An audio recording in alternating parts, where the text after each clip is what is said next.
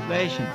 As a blind man, being unable to see, accepts another blind man as his leader, people who do not know the goal of life accept someone as a guru who is a rascal and a fool.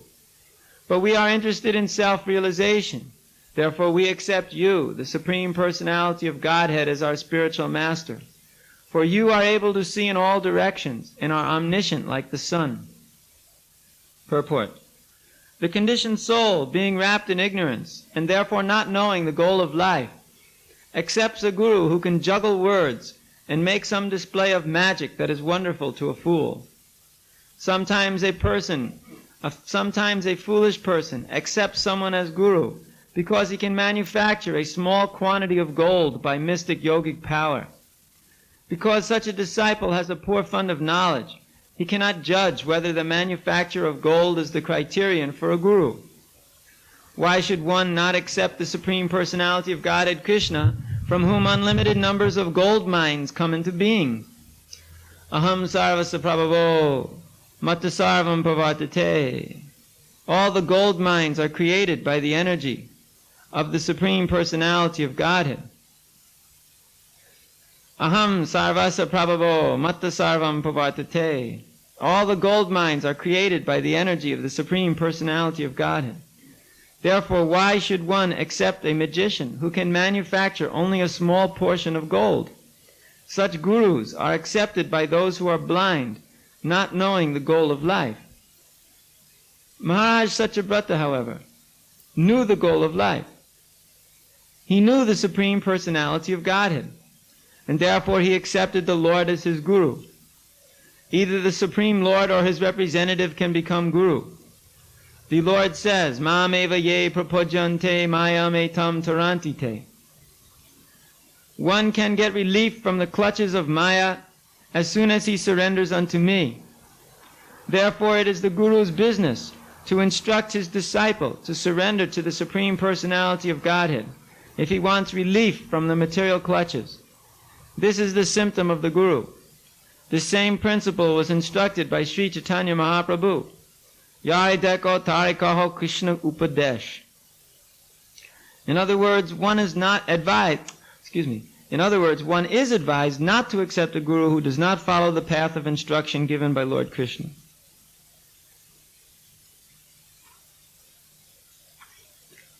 Achakshur andasya yatagvini kritas tata janasya vidusho budho guru tvamarkadrik sarvadvisham samikshano vito gurur na swakatim babut satam. As a blind man being unable to see accepts another blind man as his leader, people who do not know the goal of life accept someone as a guru who is a rascal and a fool. But we are interested in self-realization. Therefore we accept you, the Supreme Personality of Godhead, as our spiritual master. For you are able to see in all directions and are omniscient like the sun. I would like to do this verse along with the next one because they work together very nicely. In text 51. Jano janasya dishate satim gatim yaya prapojeta durajaya tama tvam tvavyayam jnanam amogha manjasa prapojete yena jano nijam padam. Translation. A materialistic so-called guru instructs his materialistic disciples about economic development and sense gratification. And because of such instructions, the foolish disciples continue in the materialistic existence of ignorance. But your Lordship gives knowledge that is eternal, and the intelligent person receiving such knowledge is quickly situated in his original constitutional position. Purport. So-called gurus instruct their disciples for the sake of material profit. Some guru advises that one meditate in such a way that his intelligence will increase in regard to keeping his body fit for sense gratification. Another guru advises that sex is the ultimate goal of life and that one should therefore engage in sex to the best of his ability. These are the instructions of foolish gurus. In other words, because of the instructions of a foolish guru, one remains perpetually in material existence and suffers its tribulations. But if one is intelligent enough to take instructions from the Supreme Personality of Godhead, as enunciated in Bhagavad Gita or the Sankhya philosophy of Kapila, one can very soon attain liberation and be situated in his original position of spiritual life. The words Nijam Padam are significant. The living entity, being part and parcel of the Supreme Personality of Godhead, has the birthright to a position in Vaikuntha Loka, or the spiritual world, where there is no anxiety. Therefore one should follow the instructions of the Supreme Personality of Godhead. Then, as stated in Bhagavad Gita, Chaktva Deham Punarjanmanaiti Mamati So Arjuna. After giving up one's body, one will return home back to Godhead. The Lord lives in the spiritual world in his original personality, and a devotee who follows the instructions of the Lord approaches him, Mameti. As a spiritual person, such a devotee returns to the personality of Godhead and plays and dances with him. That is the ultimate goal of life.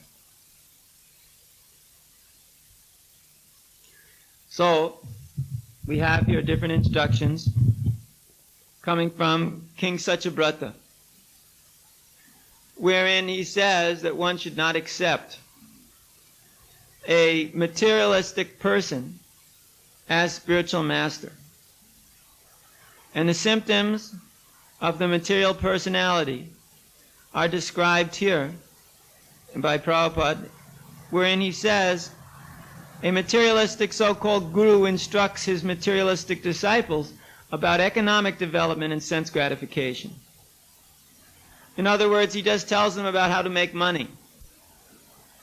And it's funny that in the modern society, the anti-guru people, they also tell in the newspapers or wherever that guru, you should not accept guru who simply sits back, gets fat, and tells the disciples to go out and bring him money. Yeah. So actually that's not bad, because we agree with that too. Yeah. What they don't understand is that it does not apply to us. Yeah. That we are engaging everybody in going out, distributing books, going out and also making nice projects, not for the sake of guru, in the sense that he will have bags of money that he puts his arms around, but for the sake of the projects, for Krishna. But if one were to find somebody is too much attached to money and spending it for himself, this means materialism is there. Such a person will also instruct others in how to make money for themselves. Yad yad acharati shestas, tad tad evartaro Arjuna. Sayat pramanam kurute lokas tad anuvartate. The spiritual master, if he instructs, will instruct by his actions and by his words. His actions are more important than the words, since they will give the visual example, which will be followed by others. So, if the spiritual master is showing by actions, that money is the goal of life, then the disciple will also make money the goal of his life. In other words, whatever that anartha is, it will be transmitted in the generations afterwards. So if the anartha is there to make money, simply making money as the goal of life, everybody will think making money is the goal of life. But simply making money itself is not the point. Of course it is to some class of man, but not to most. Money is seen as a way to get the honey. Money's the honey. So, what's the honey in the material world? The honey is to have as much enjoyment as possible, to have as much pleasure as possible. And that can be purchased by a lot of money. If you've got a lot of money, then you've got everything. You've got power, prestige, ability to accomplish things. So you can enjoy like anything. So money is seen as the most important thing because it brings one to the platform of the honey, sense gratification. So if somebody himself is acting in such a way is to simply be absorbed in money-making affair, even if it's cloaked in spiritual life, and has the goal to enjoy with such facility, then such a person is actually a fool and a rascal. And such a person can never be guru. Guru cannot be one who is simply absorbed in economic development and sense gratification, or even sufficiently absorbed in economic development and sense gratification. Now, those who are not interested in self-realization are not interested in guru who is giving them instructions how to become freed from materialistic attachment. In fact, they avoid such spiritual master. When they are told, surrender to Krishna, give up material affairs, give up your attachments, they don't like that. They rebel, and therefore they reject. But such personalities who are very much eager for sense gratification, economic development, they search out a guru who is similarly eager. Birds of a feather flock together. The ducks go with the ducks, and the swans go with the swans. The swans and the ducks do not associate. What to speak of the crows.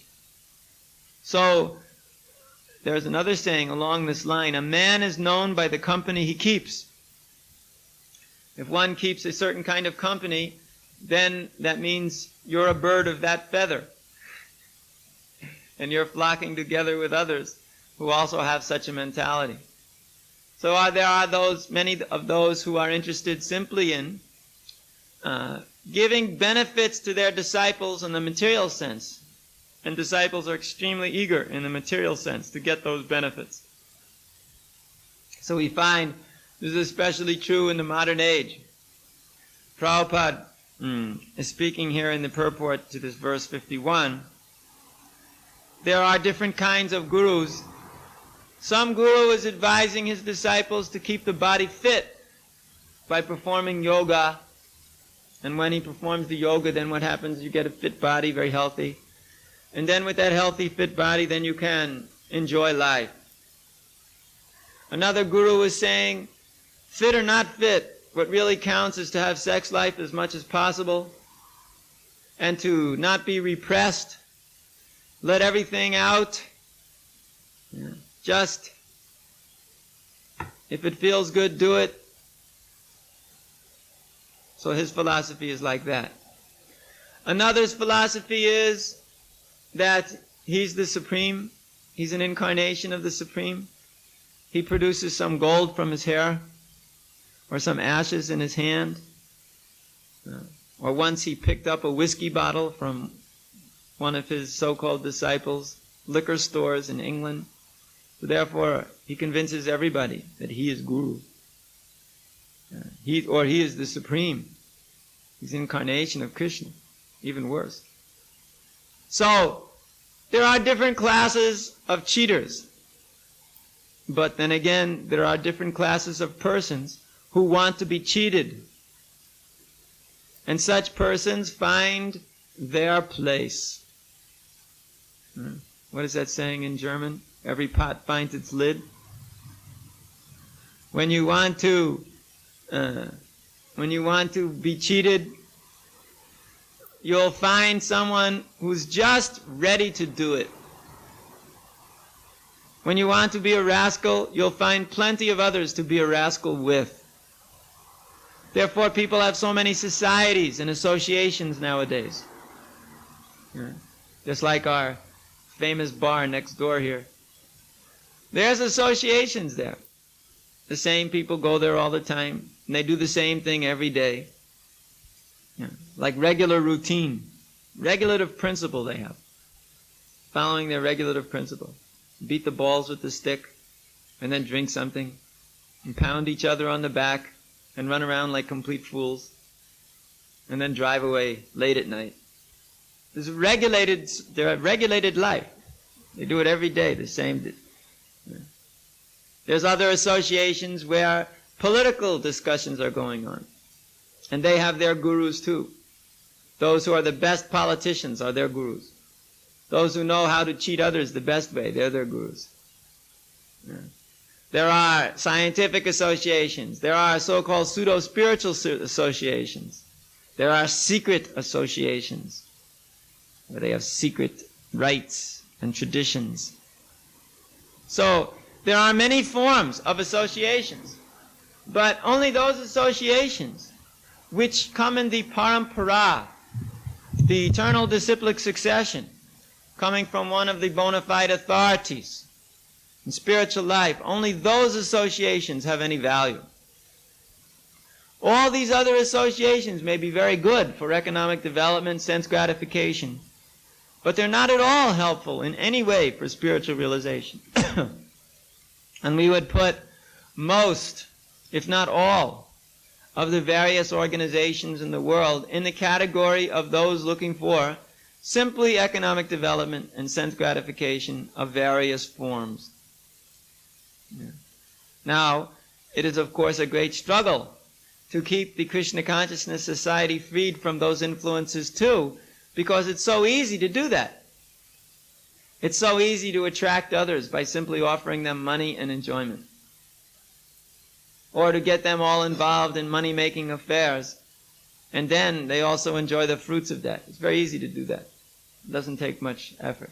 But to keep everybody engaged in the transcendental mission of preaching, distributing books, making Harinam, distributing Prasadam, bringing people to programs, this is very difficult, because it has nothing to do with economic development. In fact, it costs a lot of money. It's not that one develops economically this way. In fact, he becomes generally poor, because he's so busy giving everything out to the conditioned souls. He has no way to accumulate anything for himself. But that's good.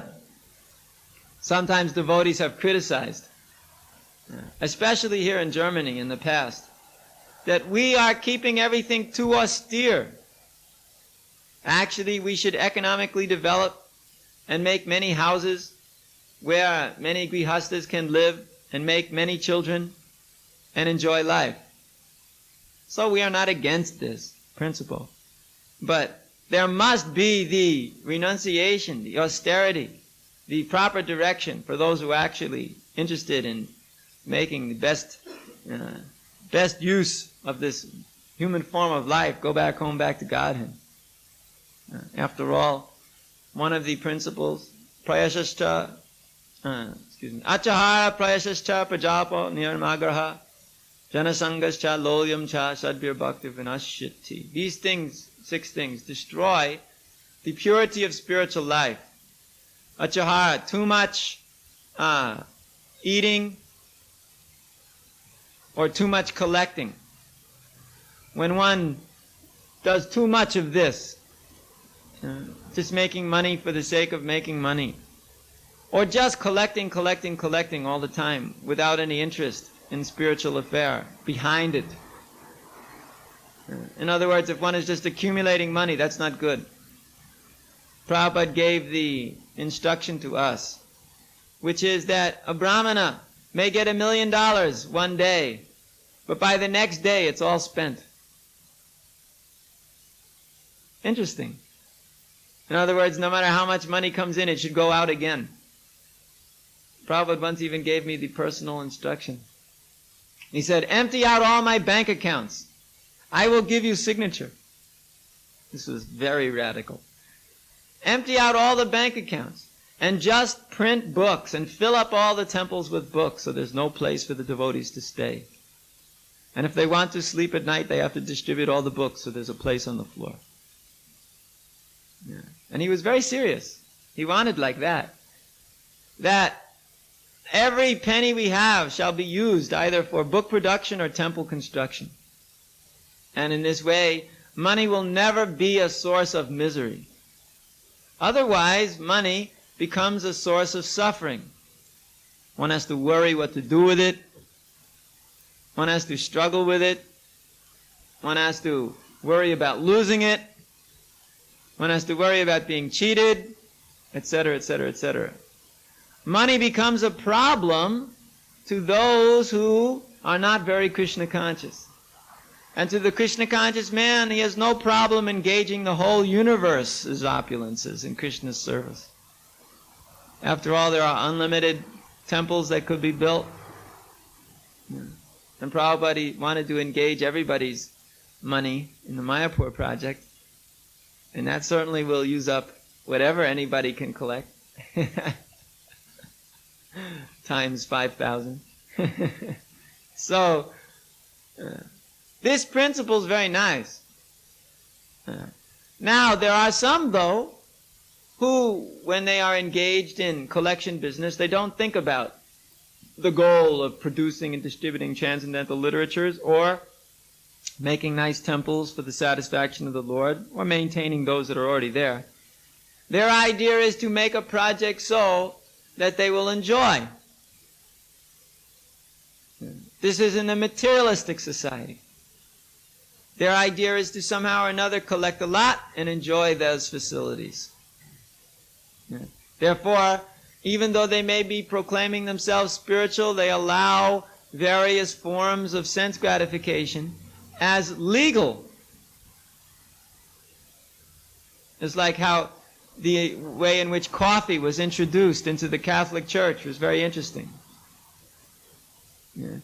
Some priest somewhere, they had started drinking coffee because somebody brought it from over from the West Indies in America. So they were drinking this coffee and they thought it was just wonderful. But in Rome, they thought this was a creation of the devil. So they were making politics to ban this stuff because they thought it was intoxication. So then the Pope, in order to settle this dispute, requested them to send 1 kilo of coffee, and he would test it himself and see what to do with this stuff. So they made him a cup of coffee, and upon drinking this cup of coffee, he said, "This is wonderful." And he said, "Bring me a bag." And then he baptized the bag of coffee with holy water, chanted some prayer, and said, "Now coffee is legal in the Catholic Church. Everybody may drink coffee." And in this way, it entered into that society. How? Because it's sense gratification. And they said, well, something this good can't be banned. Therefore, let it be so.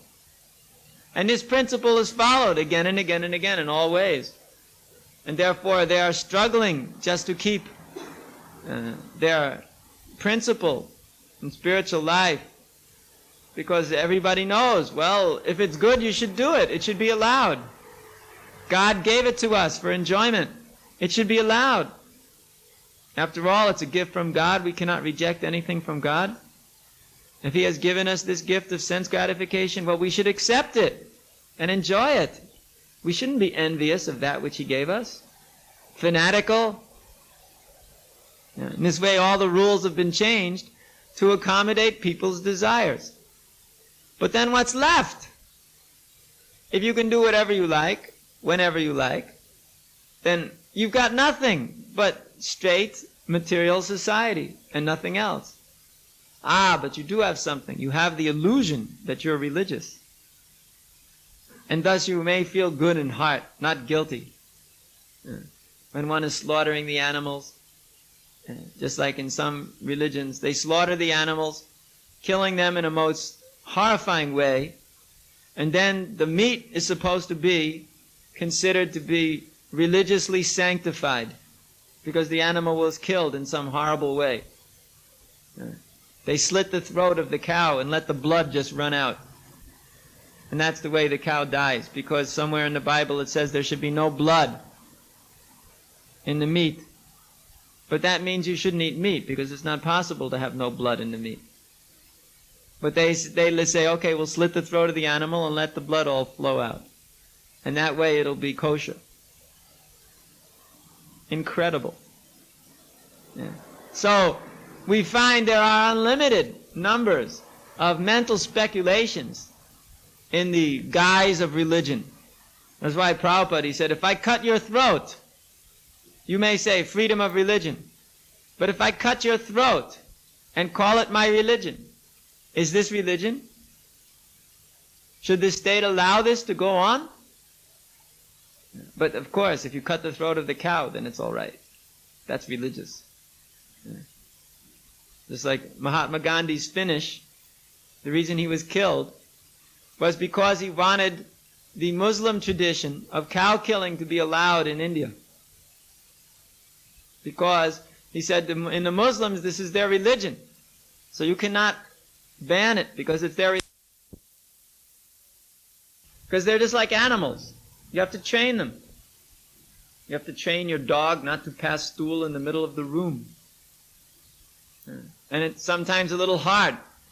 Similarly, you have to train your child not to do the same thing, otherwise he will. He won't see anything wrong with it. Because it's just like animal. He must be trained. And similarly, disciple is just like a child, must be trained and sometimes chastised. Well, you fool, what are you doing? You think you know so much, you're just a fool. Because one must always be a fool before his spiritual master. But nowadays, in the Kali Yuga as it is, even that is dangerous. Guru takes a risk when he chastises his disciple. It's a big risk, because the disciple may just go away. He says, well, what do I need this for? And he goes away. So therefore, one must be ready to be chastised. That's very important. One must be ready to accept the club on the head. Because it's necessary. It's good for us, actually, to be chastised. It's healthy. It makes us think a little bit. Otherwise, if we do whatever we like, then we certainly will grow up in all kinds of strange ways. So anyway, a real guru will do like that. A phony guru will never chastise disciples, especially if they're a little bit wealthy. He'll be thinking that, yes, well, this person, if I chastise them, they'll stop giving me money. That's very bad. Of course, those who are high class, they generally need less chastisement because they know on their own what's right. That is a fact, too. Not that Guru should become very eager to chastise his rich disciples. Because actually they do have some good qualities, otherwise they wouldn't have gotten in such a position. So he doesn't have to chastise them that much, but he should not allow them to do what they like. And everybody should get the stick according to his need. So, materialists will never do such a thing. Because they're not really interested that their disciples shall go back home, back to Godhead. They're not interested at all. They're mainly interested that they shall go to heavenly planets. And the disciples can go to heavenly planets too if they pay enough. They try to arrange something in such a way that you can buy credits. In the church, they have that, or had that system. I think they may even still have it in some places.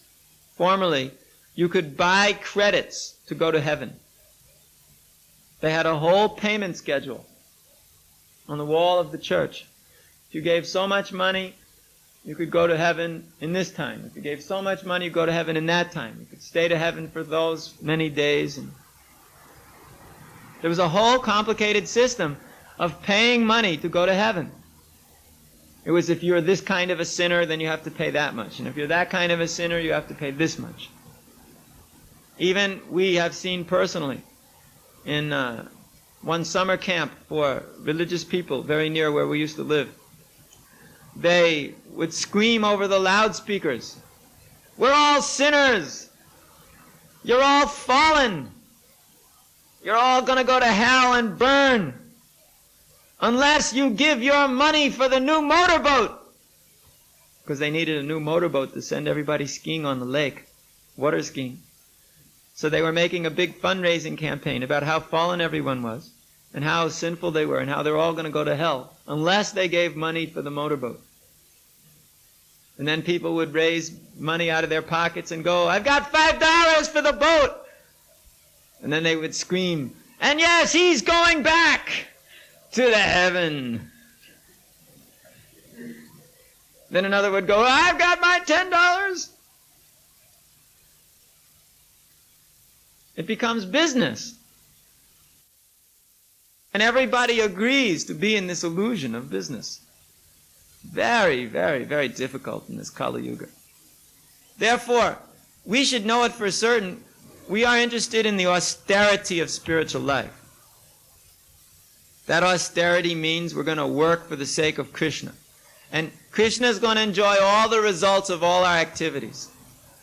And we may not enjoy like that. We're going to work simply for the satisfaction of Krishna. And He's going to be satisfied by our activities. And whether or not we have some facility which we like or not is not the point. We should develop this feeling of austerity. It's very important. Even if the temple's nice. Certainly the temple is a physically nice place. We wouldn't want Krishna to stay in a bad place. But we develop this mentality of the austerity. That our activity should always be to please Krishna, satisfy Krishna. We should always act in such a way that Krishna is the one who gets the benefit of our activities, not that we are the ones who receive the benefit of our activities. We should always be thinking of the satisfaction of Krishna. Then we won't mind engaging in all kinds of services which may seem to be not exactly that which will give us the greatest happiness, materially speaking. But we should surrender. It's a great austerity. It's a great austerity to live in these Western countries and be Krishna conscious. It's much easier, for instance, to stay in some more spiritual places in India. And it is also much easier to go to other parts of the world where there aren't so many pressures. But it's a great austerity to stay engaged in Krishna consciousness in these more hellish places. After all, anybody can run away and go anywhere. But to actually stick it out with great austerity, that is very difficult. And we have a saying in English, if the shoe fits, wear it. You have this in German? What do you say in German, Govind? If the shoe fits, wear it.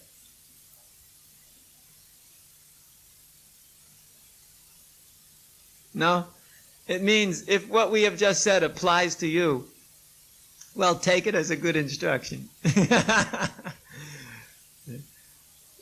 Anyway, so I was going to explain where that saying came from, but it's not important. So one should understand, surrender is the point. Of course, we are not going to break your head. If you insist, then we will say, certainly, go ahead, do whatever you like. But you should understand, voluntarily one should throw himself down on the ground and say, yes, I surrender. Whatever you want me to do, I will do. And then do it, really. Of course, that may not be possible. But if it is, and one doesn't do it, then certainly he's a rascal. The surrender is not so easy. But it will come in due course of time if one really wants. If one really wants to surrender, he will. And if one not really sure if he wants to surrender or not, well, he'll find many reasons how not to, why not to. So anyway, we'd like to request everybody to accept this principle of austerity, accept this principle of surrender, and increase this preaching mission unlimitedly without any deviation. Then, factually, we'll all be very happy. Are there any questions about these controversial affairs? Yes? Wait a minute. They're doing karma yoga, action, and Krishna consciousness, which is bhakti yoga. They're going out, they're thinking of Krishna, they're trying hard for Krishna, and they're bringing the results to Krishna. That's action in Krishna consciousness. That's bhakti too. But it's an indirect form of preaching. It's not that it's not bhakti. It's an indirect form of preaching, whereas book distribution is a direct form of preaching. That's the difference. In the indirect form of preaching, you are preaching indirectly by getting people to surrender, which is what preaching is all about. then they're giving money to you, which you use in Krishna's service, and they get purified. It's indirect, whereas book distribution is direct preaching. So that's the only difference. Not that it's not bhakti yoga, that's absurd. Of course it's bhakti. We would never engage you in something that's not bhakti yoga. Do not worry.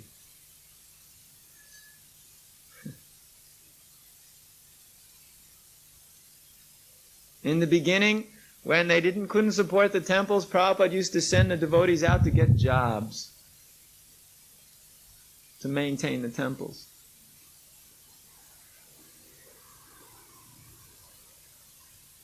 How about that, huh? That left everybody thinking, didn't it? Other questions?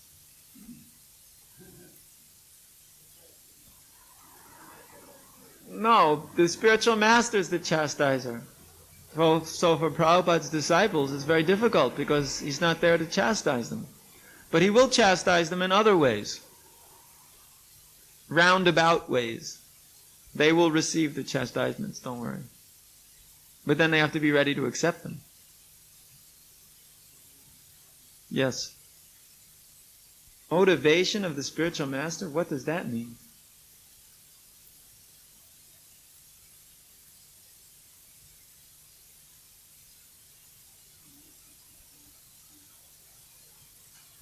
Maybe I said he knows the desire. Or maybe motive. It's another way of, but I don't think I would have used such a word, motive. Anyway, what's your question? Skip the commentary, just come to the question, which means you start with what, why, how, when, where, or who, and you end with a question mark.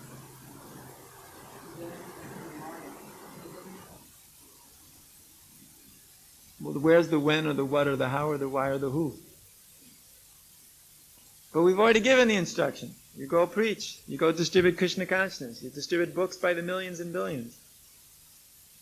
So, that means before we have to tell the instruction again and again and again and again and again and again, you should understand it. All instructions have already been given. There's no question of you understanding an instruction which is not spoken, because they've all been spoken again and again and again and again and again. It's just that one takes that up with great enthusiasm. That's very good. If that's his instruction. Others may get the instruction, for instance, to make a first-class farm community. Then they should do that perfectly, knowing well the desire of the spiritual master.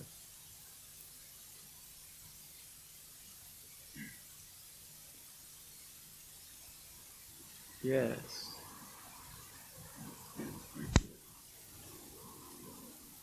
The good way to do it, the best way to do it, is to speak properly and act properly. But if you speak one way and act another way, people will tend to follow the action. Not that it's more important, but they will tend to follow the action because it speaks louder than the words. So you may say something, you must chant 16 rounds every day. But if you don't do it, then everybody will say, well, it's just some saying. It's just something we say, but we don't really do it. So we don't have to do that. So this is the problem that arises.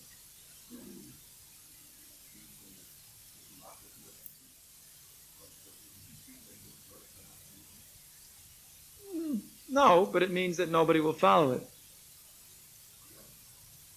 The words are still correct. The words are not useless. But others will tend to not follow it. Therefore, it won't have what's called potency.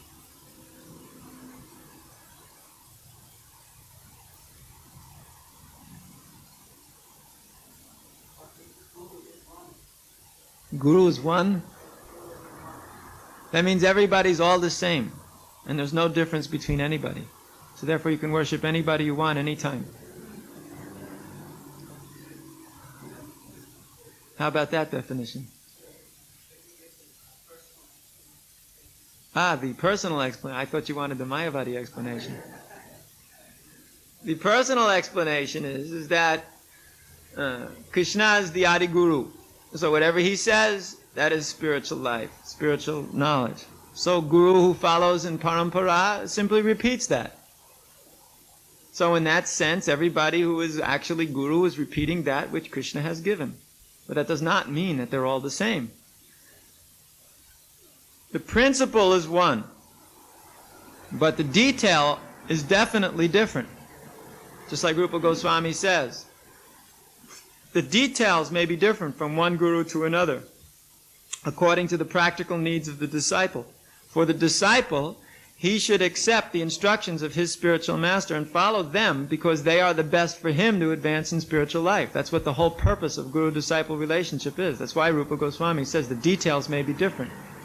But the principles of all bona fide gurus are the same. The instructions are all the same because they're all coming from Krishna.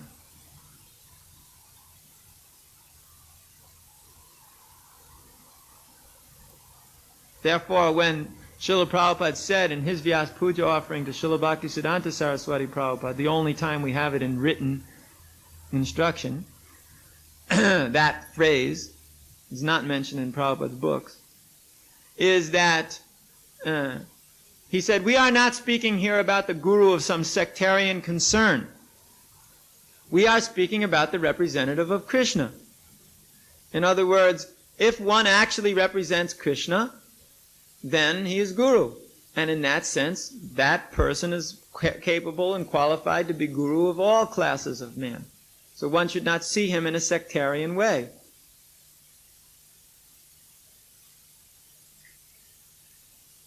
But that does not mean that one guru's disciples run over to another guru and then run over to this one over there and that one over there, and whatever anyone says, they just start doing that. That's definitely not what it means. So who is guru? Well, you're also all guru. If you teach what Krishna has said, what your guru has said, you're guru too. Everybody's guru in one form or another. Lord Chaitanya said, Jai Dako Tare Kaho Krishna Upadesh Amara Agyai Guru Hoy Tare Desh. Did Lord Chaitanya mean that you just go around, tell everybody about Krishna and then give initiation? No. Because that's not the system according to the etiquette. If the spiritual master is still on the planet, you don't jump over him. You would bring disciples to him because after all, you would consider him your superior, isn't it? Is it not? No.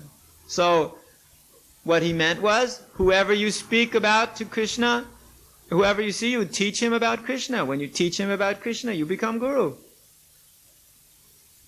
So everybody's guru gives Krishna to others. He becomes like a Vartmana Pradarshika guru. He's showing the way. This way you go to Krishna. This way you go.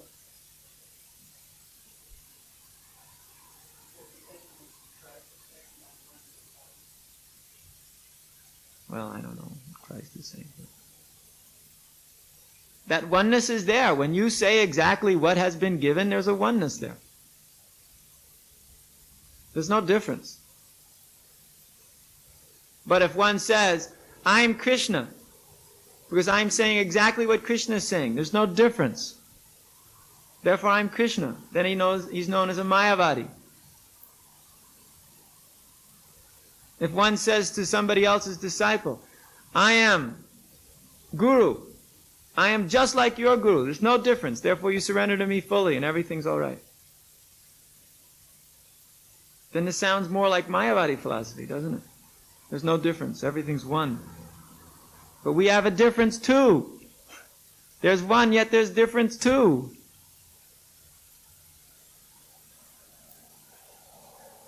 Some like to talk about the differences. Some like to talk about the oneness. But the best thing is you talk about both simultaneously. That's our philosophy.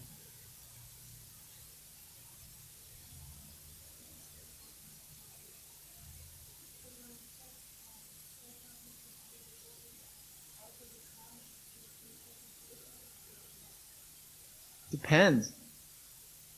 If it really is so, then you can accept it that way. And if it's not so, then it won't help much. But if one's humble, he can accept everything as an instruction from Krishna, because his intelligence will help to make it so. But then that means you have to be quite intelligent. When you're quite intelligent, then you can see everything as Krishna's mercy upon you to get you to surrender. Everything that happens. You'll just be in fact seeing Krishna all day. In every small thing that happens, you'll see how Krishna is instructing you. And then you'll make advancement very nicely. You'll even see the birds as your guru, the tree is your guru. The prostitute is your guru. Because you can learn something from all of them.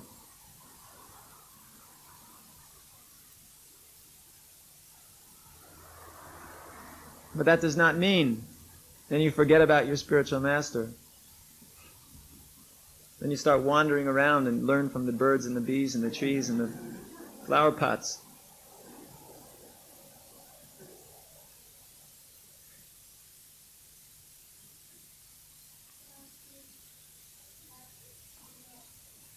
Or you may hear it wrong. In either case, it's not right what's in your mind. Therefore, in that sense, you won't accept it as an instruction from your guru. Many things people tell me all the time, and I reject them completely, because they are not in line with what I've heard from Srila Prabhupada. But I take that as a lesson, too, that I should be very careful to represent Prabhupada very correctly.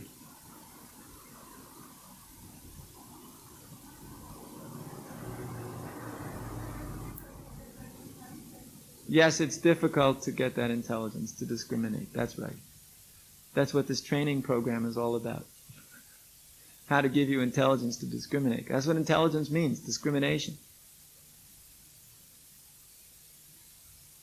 Especially for the girls as a class. That's a tough job. It's not that our boys here are, brilliant, intelligent fellows, but I'm just saying, as a class, that's the general problem in the girls' department. Because you can trick the girls by just being sentimental, by smiling at the right time. Then all the girls are, oh yes. One has to be very careful. You should see things philosophically.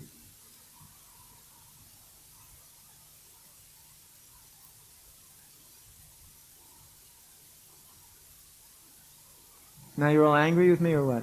No? Okay, sorry.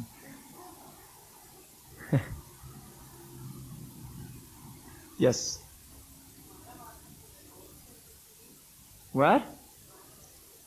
What? Guru? Sure, they have Mayavadi Guru. He teaches them it's all one. And that words are useless. And that you're the Guru too. In fact, you're God.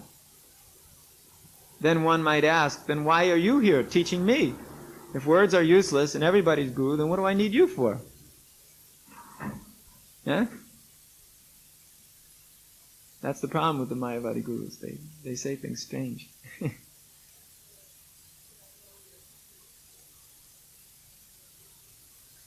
Relationship they have.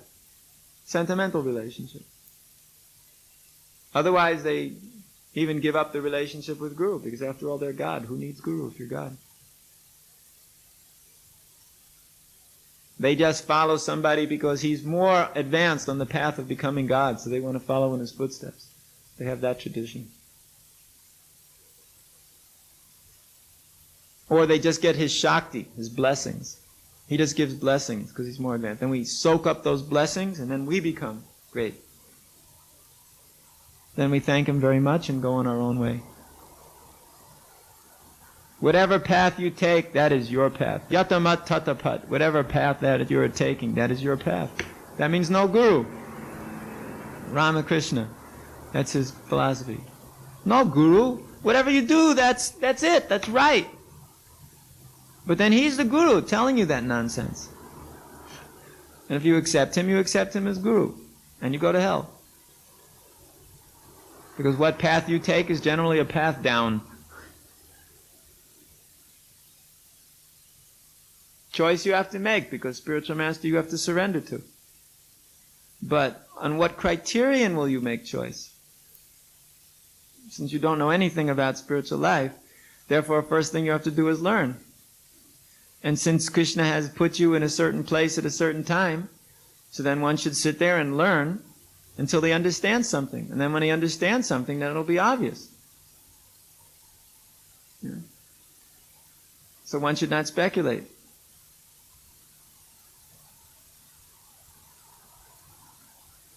One should just learn, and he'll understand everything. Now, when one is not very surrendered, then he may never be able to choose spiritual master, because he's just looking for the one who's going to allow him to have his sense gratification in the way he wants it. Therefore he'll say, well, this one doesn't look so good to me, and that one doesn't look so good to me. Until finally he gets tired of all of this and gradually just surrenders wherever he's most tired. Because most devotees have no such problem. They immediately understand, this person's going to bring me back to Godhead. They immediately understand. But one who doesn't immediately understand generally has this problem that, well, either the instruction is saying something which he doesn't like because he doesn't want to surrender, or he has some other idea of flowery pastures in another place. Krishna consciousness is exactly the same wherever you go, more or less. It's a question of surrendering. So that one must do. And give up the idea of finding something which will allow me to have all my sense gratification and Krishna consciousness too. And if you find a guru who will please you in both respects, then most likely this person is not very qualified.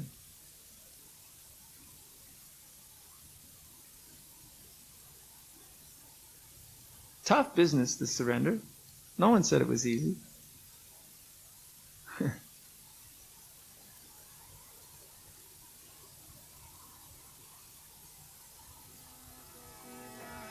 All right, Hare Krishna.